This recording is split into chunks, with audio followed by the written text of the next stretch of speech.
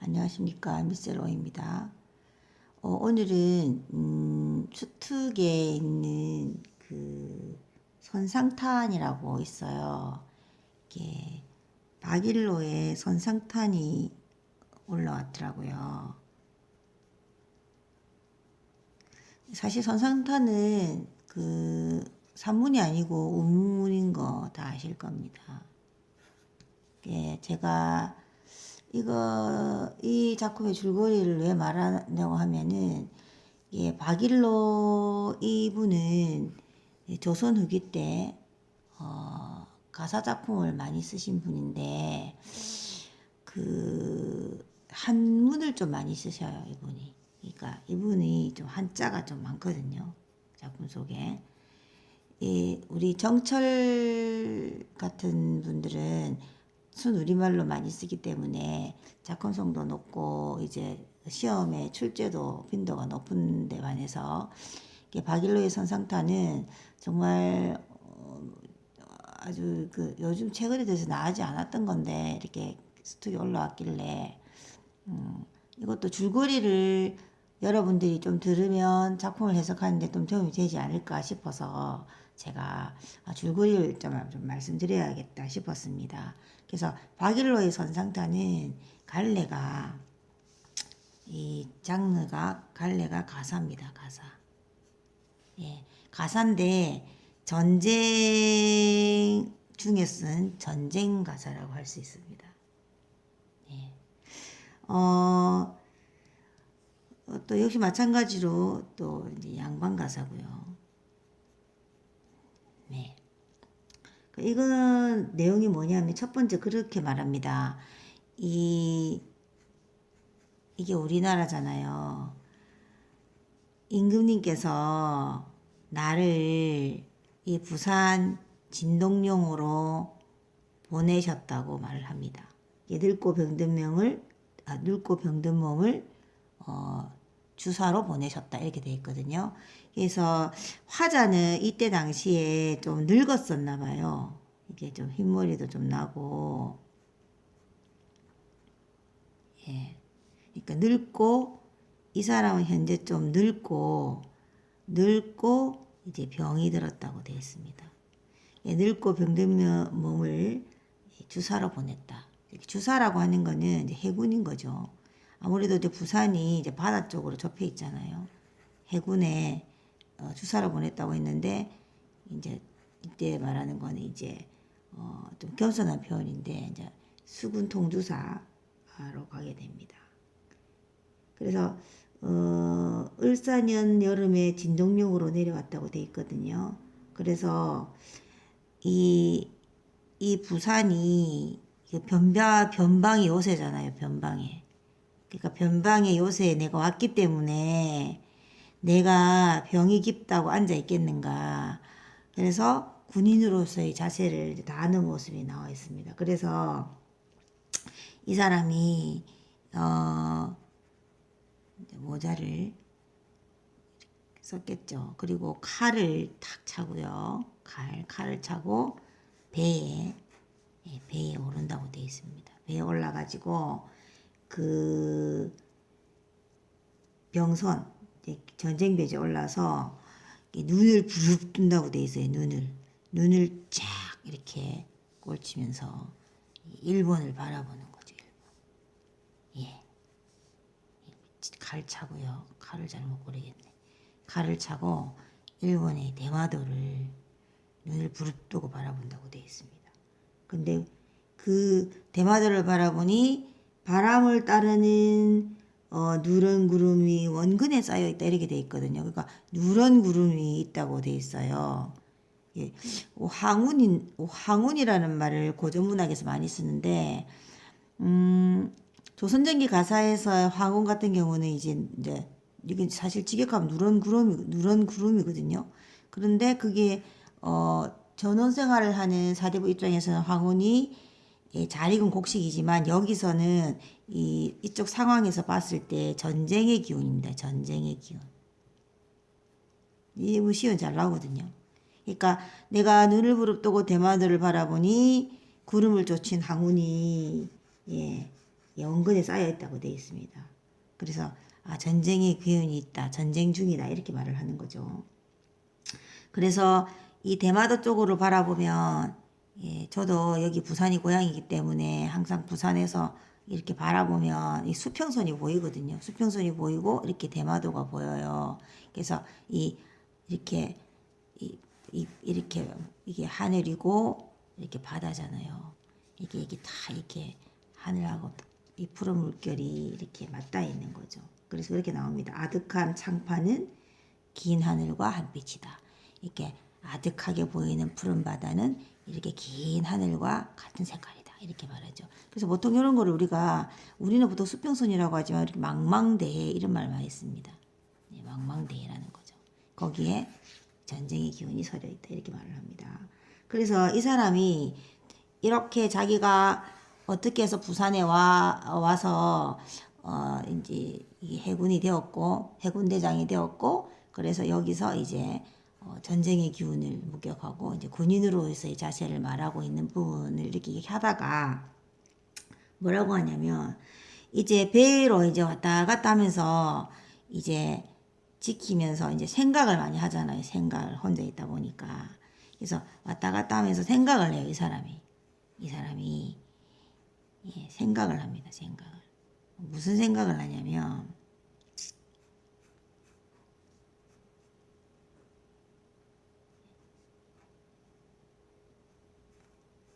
무슨 생각을 하냐면요. 이렇게 생각해 보니까 참 이 배가 없었더라면 이런 생각하거든요. 사실 일본이 우리나라를 이렇게 쳐들어올 수 있는 게 배 때문이잖아요. 배. 그래서 이 작가가 생각하기를 아이고 이 배가 없었다면 일본 놈들이 우리나라를 침략하지 못했을 건데라고 생각하는 거죠. 그래서 이런 생각 저런 생각하더니 이 배 만든 사람을 원망해요. 배 만든 사람. 그 배 만든 사람이 그 작품에는 헌원 씨라고 되어 있어요. 헌원 씨. 이 사람 원망합니다. 배 만든 사람. 예. 왜 배를 만들어 가지고 이렇게 일본 사람들이 배 타고 여기 건너오게 만드느냐 이렇게 되는 거죠. 그러면 이 일본이 어떻게 이 길을 볼 수 있겠느냐 이렇게 되는 거죠. 그때는 뭐 비행기도 없었으니까. 비행기 있다고 해도 뭐 군대가 다 올 수는 없잖아요. 뭐 지금처럼 뭐 미사일에서 쏠 수 있는 것도 아니고. 그래서 이제 이 호넌 씨가 배를 만들어서 망고의 폐단이 되었다 이렇게 말을 합니다. 자, 그리고 또 이따가 또 생각을 해요. 그게 아니다. 이 배 만든 사람보다는 또 누굴 생각하냐면요. 이제 이게 생각하잖아요. 이제 2차로 생각하는 게 뭐냐면 그 진시황을 원망합니다. 진시황. 왜냐면 그 전해오는 이야기에 의하면 진시황 이 사람이 그 불로초 알죠? 이게 늙지 않고 죽지 않는 약초를 구하러 일본으로 사람을 보냈다고 합니다. 동남동녀 100명 이거든요. 걔네들을 이제 배에 태워서 일본으로 보냈다는 이야기가 있어요. 그때 갔던 사람이 이 서불이라고 하는 사람이 이 애들을 데리고 갔는데 이 서불이 가서 보니까 일본에 불로초가 없는 거예요. 불로초가. 그죠? 그러니까 이제 돌아가면 죽잖아요. 그러니까 여기서 아예 눌러 살아버린 거죠. 그래서 이 사람들이 일본 사람의 어떤 시초가 되었다. 이런 이야기가 있거든요. 그러니까 뭐냐면 진시황이 뭘 그리 오래 살 거라고 불로초 구하라고 이렇게 서불이랑 동남동료를 보내가지고 걔네들이 일본 사람의 시초가 되게 만들었느냐. 일본 사람 안 만들었으면 어떻게 우리나라를 침략할 수 있었겠느냐 이렇게 말을 하는 거죠. 네. 그래서 이 일본 사람이 없었으면 나의 씨름이 지금 현재 나의 씨름이 뭡니까? 내가 우리나라에 전쟁에 나가지고 화자 있나? 그죠? 작가인 나의 씨름이 없었을 텐데 이렇게 말을 합니다. 그렇게 말하다가 또 이제 나이가 많으니까 생각이 많은가 봐요. 병도 있다 그랬잖아요. 그러니까 이렇게 생각하더니 이거 아니다. 이미 지나간 거 탓하고 뭐 하겠노.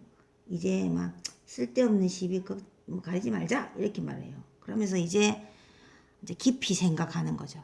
깊이 다시 생각해 보니까 이제 또 이 사람이 첫 번째 생각했죠, 두 번째 생각했죠. 또 생각하는 거예요. 더 깊이 또 생각해 보니까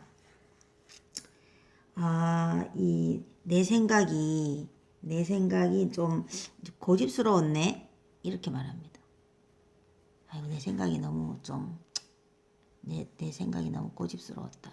내 생각만 한 거다 이 말이겠죠. 그러면서 황제가 아까 헌원 씨가 배 만들었다 그랬잖아요. 황제의 작주거 그러니까 배와 수레를 만든 거는 이게 잘못된 게 아니다 이렇게 말해요. 잘못된 줄 모르겠네 이렇게 말합니다. 다시 생각해 보는 거죠. 사람은 생각을 많이 해야 되는가 봐요. 그래서 왜 잘못된 줄 모르겠냐 하면 이렇게 말을 해요.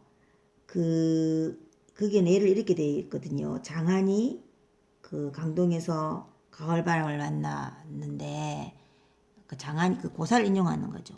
장안이라는 사람이 강동에 가서 가을바람을 만났대요. 가을바람. 그러니까 이 사람이 중국의 강동에 가서 아마 가을에 갔겠죠. 그 아름다운 경치를 보고 반해가지고 벼슬을 그만두고 이 자연 속에서 살았다고 하거든요. 그러니까 이런 장안 같은 사람이 자연 속에 살려고 해도 배가 없다면 어떻게 자연 속에서 풍류를 누릴 수 있었겠나 이렇게 말을 합니다. 그렇기 때문에 뭐라고 생각하는 거냐면 그 배의 유익함을 생각하는 거죠. 배의 유익함. 네. 그래서 이 자연 속에 살 때 자연 속에서 풍류를 즐기는 이 배의 유익함은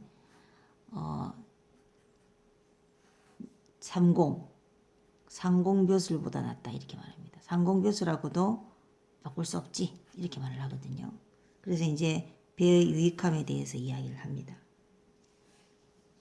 그래서 이제 연결이 또 되는 게 뭐냐면 그래 이런 데 보니까 배가 생긴 제도는 참 기묘하다 이렇게 말을 하거든요. 지극히 묘하다. 그렇게 말을 하면서 지금 보세요. 생각을 뜩뜩뜩뜩 하다가 이제 배에 유익함이 있었잖아요. 그래서 배가 없었다면 풍류를 즐길 수 없었어. 배는 지극히 기묘하다. 이렇게 말을 하면서 이젠 현재의 나의 상황과 대조를 하기 시작합니다. 현재의 나의 상황과 어떻게 하냐면 옛날의 배는 이 배 안에서 풍류를 즐겼다는 거예요. 배 안에서 배 맞나? 배에서 풍류를 즐겼대요. 풍류를. 어떤 풍류? 술과 술잔이 어지럽게 널려 있었다는 겁니다. 그걸 뭐냐면 배 안에서 즐기고 놀았다는 거죠. 배 안에서 즐겼다는 겁니다. 즐겼다. 술 마시고 즐기고 자연 즐기고 그러니까 그 평화죠. 평화 결국은. 그러니까 예전에 배 안에는 평화가 있었다는 겁니다. 근데 지금의 배 안에는 뭐가 있냐면 이 창이랑 이 칼밖에 없다는 겁니다. 칼. 대검이랑 장창. 그러니까 긴 창들밖에 없다는 거죠. 이 창이 아니고 화살표 같은데 이렇게 그려야 되나? 어쨌든 창밖에 없다는 겁니다. 이게 칼하고 창밖에 없다. 지금의 배는 이 전쟁이라는 거죠. 평화가 없다는 거죠. 그래서 옛날과 지금을 대조를 합니다.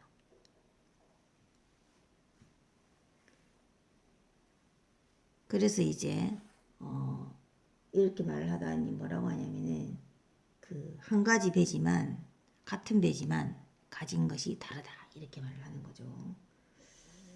그래서 이제 우리가 참 국운이 참 불행하다. 국운이 불행해서 그 이렇게 나와요. 해추흉모라고 나와요. 예, 해추흉모는 뭐냐면 외적을 말하는 거거든요. 외적들 때문에 우리가 망고의 수치를 앓고 있다. 오랜 수치를 가게 됐다. 이 외적들 때문에 우리가 국운이 불행해서 외적들 때문에 지금 현재 수치를 앓고 있다. 그래서 내가 이 우국단심을 잊지 않고 있다. 예. 그래서 내가 비록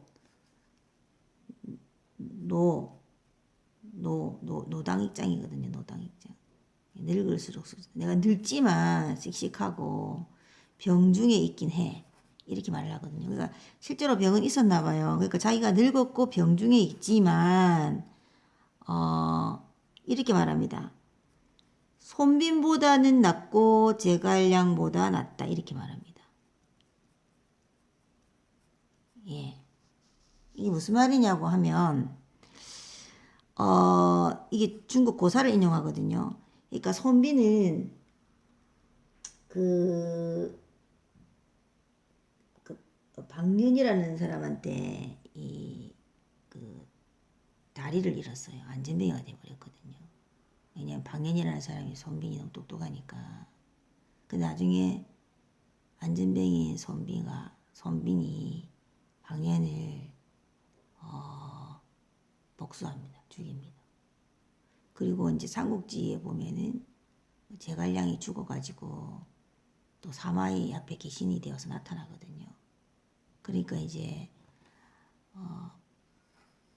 그 말입니다. 그러니까 이 발 없는 손빈도 박년을 잡았고 죽은 제갈량도 예 사마천이죠. 그 생중달 살아있는 중달을 쫓아냈다 이렇게 돼 있거든요. 그러니까 나는 손발이 늙었고 병이 있긴 하지만 손발 다 있고 또 살아있다는 거죠. 그러니까 나는 늙었고 병이 있지만 손빈보다 낫고 제갈량보다 낫다. 그러니까 나는 그 외적을 이 가을 바람에 낙엽처럼 무찌를 수 있다. 이렇게 말을 합니다. 네. 그래서 이제 준피도이더라 이렇게 말하거든요. 준피도이더라. 준피. 그러니까 역시 이것도 외적을 가리키는 말이거든요. 그러니까 섬나라 오랑캐들아 빨리 걸랑 항복해라 이렇게 말하거든요. 너희들이 항복하면 우리 임금님이 봐줄 거다 그렇게 말을 합니다.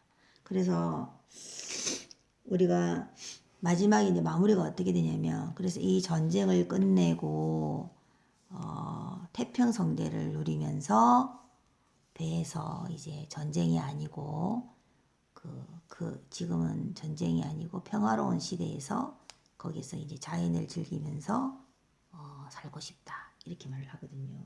근데 마지막에 전쟁이 끝나고 이제 빨리 평화가 오기를 바라는 거죠.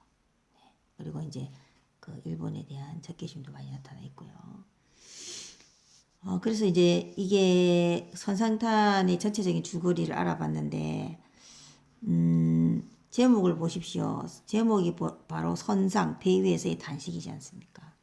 그래서 배에서 이제 우리나라의 현실, 그러니까 일본과 침략을 받아서 수치를 안고 있고, 내가 일본에게 받은 그 분한과 수치를 내가 씻을 거다라는 것도 나타나 있고요. 그래서 이런 단계로 글이 이어집니다. 이제 고전문학 같은 경우는 이제 난도 차이가 어떻게 있냐면 우리말로 해석이 좀 많이 되어 있으면 좀 쉽게 느껴지고 또 예전에 고인 상태로 더 많이 남게 되면 이제 해석이 어려움이 있거든요. 그래서 저번에도 말씀드렸지만 이 고전 문학, 고전 운문 같은 경우는 일단 해석이 먼저거든요. 해석. 우리말로 해석을 먼저 잘 하셔야 되고요.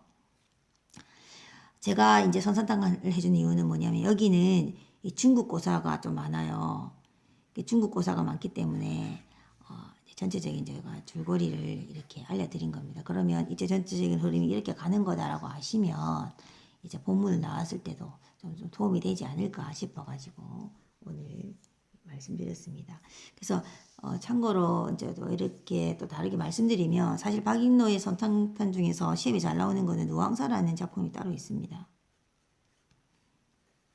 임진왜란이 끝나고 엄청나게 가난하게 사는 자신의 삶을 누황이잖아요. 가난한 마을. 그러니까 자기가 가난한 삶을 읊은 그 가사가 또 있습니다. 누황사가 있고요. 또 전쟁 가사로서 태평사라는 또 가사도 있거든요. 여기도 진짜 한자가 많습니다. 근데 그나마 여기 누황사는 좀 한글이 좀 많아요. 한글이 좀 많은 편이거든요. 그래서 우리가 고전 운문에서 가사 작품은 이게 상당히 중요하기 때문에 시험의 출제 빈도가 굉장히 큽니다. 그래서 평소에 이런 줄거리도 알아두시고 본문도 한번 편안하게 읽어보시면 내 안에 이제 국어적인 실력이 쌓아갈 것이라고 생각합니다. 너무 제가 당부드리고 싶은 거는 한꺼번에 뭔가를 다 할 수는 없거든요. 양이 많기 때문에. 그래서 그걸 하루하루 계획을 세워서 하루하루 쌓아간다 생각하셔야지 이렇게 담장을 쌓듯이 그래야 튼튼한 내 국어의 실력, 그 국어의 성이 쌓일 겁니다. 오늘도 제 강의를 들어주셔서 감사합니다. 미셀 오였습니다.